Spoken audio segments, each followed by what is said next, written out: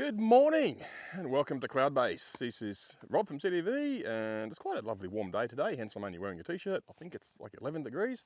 Not bad this time of year. But yeah, EV news this week in Australia has been a bit, well, taxing. That's all it's been about, road usage charges and taxes. Might do another video on that later. But anyway, other news which happened this week is more than three new EVs, but three big announcements about EVs coming to Australia, which I think you might find interesting, because I do. First up, Volkswagen's new EV lineup is officially here, thanks to the NVES rules and regulations. Because if Volkswagen want to continue selling their diesel-smelling tow rags in Australia, they're going to have to sell more EVs because NVES rules. So what's coming? The ID.4, the ID.5 Pro, and the GTX are all now coming to Oz officially. Because I remember when Volkswagen said, we don't want to sell EVs in Australia because we don't have to. I think the actual quote was, Australia doesn't have the regulations and fuel standards necessary for the widespread sale and introduction of EVs, which will make it difficult to sell them at volume and therefore at a competitive price. Hence, no EVs from Volkswagen in Australia because suck the fumes. Well, how the tables have turned. So what does that mean now? It means we have 9 variants coming across 4 different models, all electric, and will all be available shortly in Australia, which is fantastic. First up will be the ID.4 Pro, coming in at $59,990. 210 kilowatt motor, rear wheel drive only, 544 k's of range. I'm assuming it's WLTP, so maybe 450 to 500 k's of range you might get out of that one. Even so, it's here, it's coming anyway. Next up, the ID.4, the GTX spec for $69,990, which ups the power from 210 to 250 kilowatts. It's an all-wheel drive, so you've got some traction for these lovely slippery dirt roads. 511 k's of range, still pretty good. We've got the ID.5 coming in at $62,990, 210 kilowatts of power again. Same as ID.4 Pro.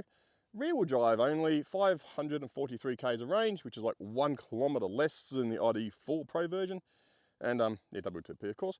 And we've got the ID.5 GTX coming in at $72,990, which again is the 250 kilowatt motor, same as the ID.4 GTX, and 522 k's of range. So again, not too bad, not too shabby. All of them do come with the 82 to 84 kilowatt hour battery. That explains the very close range between the specs because there's a very small difference in the battery capacity right there. Hence they're very similar. So you're not basically buying a car based on range battery sizes. You're basically buying on the spec you want, which is sort of good, I guess. And they all come with 175 kilowatt hour DC fast charging, which isn't too bad. Or I'd like to see over 200 kilowatts when you've got 80 kilowatt battery on a long road trip. But you know, they're here, so that's always a good thing. And of course, they come with options. The options include metallic paint for $1,000. Nice. But also comes with a premium metallic option for the GTX specs only, comes in at $1,300. I'm not sure if that $1,300 is on top of the original $1,000 for the metallic paint, or it's just 1,300 Australian AUD dollary dues on top of the 1K. I don't know. Something you have to ask the dealer about because, you know, dealerships and all. It also comes with an exterior style pack on the ID.4 for $900. That gives you a gloss black roof, silver rails, silver trim. So for an extra $900, you get a bit of extra paint and some silver stuff. Shiny. Also, because they're new to Australia and they have to sell them, because, you know, if they want to keep selling diesel tow rags, they're going to have to sell EVs. Funny those rules, hey, amazing how those a small regulation change can prompt dealers and manufacturers to send us EVs. It's almost like the policy works. So yeah, what do you get to buy one? You get a 7 kilowatt home charger with installation. So that's pretty nice. 8-year battery warranty. Pretty good. So that rules out any 5-year battery changes right there. So proving the doubters wrong yet again. It also comes with Ampol partnership.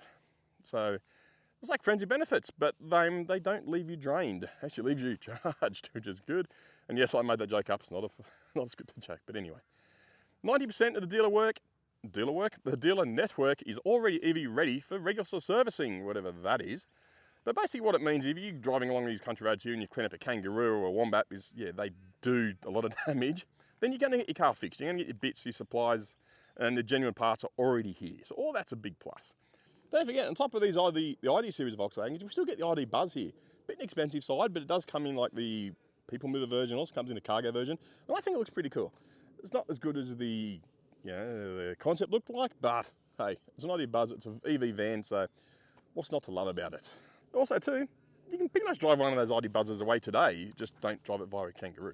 That brings me on to the Nissan Ariya. It's finally landing here. It's on the boat as I'm speaking right now. Actually, the boat might almost already be here because the story broke about 2 weeks ago. just as the cars are leaving Japan. They're actually being physically loaded onto a ship and heading to Australia, so they're on their way. Good chance they're already in port right now or very close to it, or just waiting out there in the water, floating around waiting for their spot at birth. It's good. Anyway, let's come with baggage, but in a good kind of way. I think Santa said good kind of way baggage. The dealer network. There's over 90 EV-ready dealers across Australia for the new Nissan Ariya. So it also comes with all fully trained staff, the charging infrastructure there. So if you want to go to a dealership and charge and use their toilets, I guess, or buy coffee, do they have it free at dealerships? I don't know, maybe you talk them into thinking you're going to buy a car, they might give you free food while you're charging and you can get out of there. Awesome, not bad. Also comes the usual like Volkswagen, the genuine parts, that sort of stuff you get from a dealership network. So that's all pretty good. So basically what they've done is they've done their homework before shipping the Nissan over here. But then again, the network sort of already exists because I got the Nissan Leaf and Nissan support it and all that stuff's already here. So I wouldn't say bragging about it being it's a great thing, but it's happened, it's already here, so that's good. Gives you, guess what the confidence is said. Like we've got the Nissan Leaf here, something goes wrong with it, I know I can go to a dealer and get it fixed. But of course, like Volkswagen, Nissan sell Navaras and they pollute. I'm sure you've seen every smoking diesel ute on the road seems to be a Nissan Navara for some reason, I don't know why.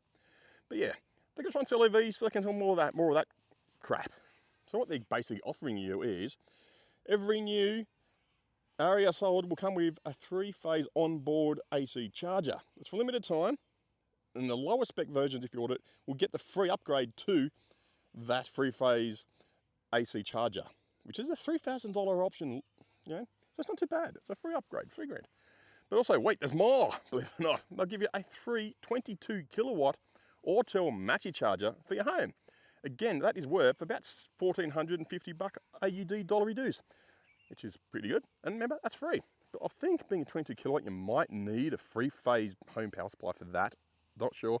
Speak to an electrician first, or speak to Nissan and see what they say. But yeah, that's a decent housewarming gift, that's for sure. Free chargers. Oh yeah, speaking of charging, the charging speeds on the 3-phase power, they're claiming 10 to 100% in 3 to 5 hours. Not too bad. Single phase 7.4 kilowatt charging will still be available. So if you've got the 240 volt, 15 amp, or 32 amp connection, yeah, you can still charge at home without having to buy or get those other chargers installed and still be fine. It's good. Either way, it's still going to be faster than waiting for your kettle to boil about 3,000 times. So that's pretty good. Oh yeah, as mentioned before, with that dealer network in place means warranty and good support, which is good. 10-year, 300,000 kilometre warranty. There you go. 8-year warranty, 160,000 Ks on the battery. That's capacity warranty, so I'm assuming it's 85%. So if the battery drops below that in 8 years, they'll replace it for free. So that's not too bad. So that basically writes off all the arguments from the anti-EV people saying every 5 years you've got to replace your battery. No, you don't. And you're wrong again. And also it has comes with flat price servicing. I don't know what you're going to get for that. I'm assuming flat price is obviously not much. Probably just look at it and go, yeah, it's still an EV. It's still a car. You get 4 wheels and there's air in your tyre. It's great. You might want to top up music and wash your fluid because, you know, that's a reg thing. And lastly, there's another SUV coming. Yes, this one's a bit of a wild card. It's a Cherry brand, Jaecoo, Jaecoo, Jaecoo. It sounds actually funny enough. Sounds like an Australian name, believe it or not.